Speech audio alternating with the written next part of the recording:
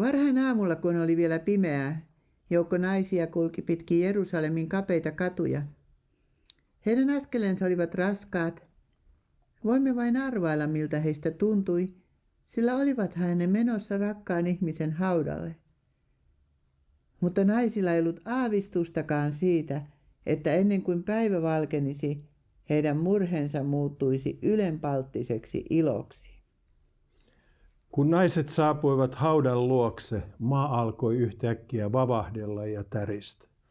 Taivaasta laskeutui Jumalan enkeli, joka oli hohtava kuin salama ja jonka vaatteet olivat valkeat kuin lumi. Enkeli vieritti suuren kiven pois haudan suulta ja istuutui sille. Samassa pimeä yö väistyi ja seuto kylpi aamun valossa. Naiset saivat nähdä, että hauta oli tyhjä. Miksi etsitte elävää kuolleiden joukosta? Ei hän ole täällä, enkeli sanoi, ja kehotti naisia palaamaan kaupunkiin kertomaan muille opetuslapsille, mitä oli tapahtunut. Kohta nähtiin Jerusalemin kadulla juoksemassa 2 miestä. Nuorempi ohitti pian toisen ja ehti ensimmäisenä haudalle, mutta ei rohjennut mennä sisälle. Mutta se toinen, Pietari, meni sisälle ja hänkin näki, että hauta oli tyhjä.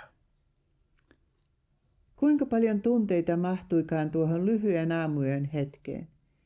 Suurta surua, pelkoa, syvää epätoivoa, hämmennystä ja lopulta valtavaa iloa, jota ei voi edes sanoin kuvata. Pelko muuttui rohkeudeksi ja epätoivon tilalle tuli vaikeudet kestävä toivo.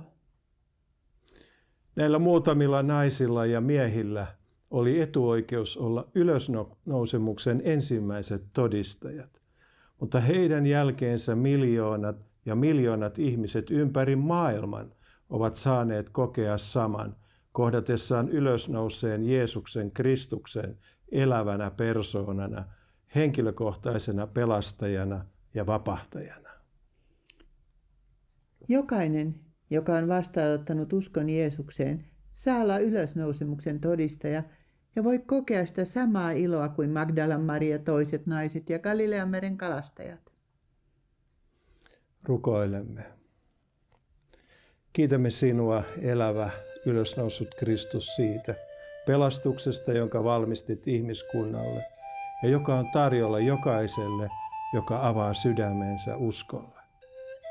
Auta, ettemme koskaan ylenkatsoisi tätä arvokasta lahjaa.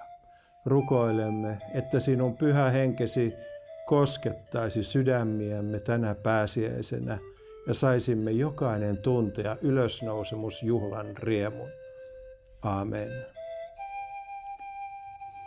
Toivotamme teille siunattua pääsiäistä.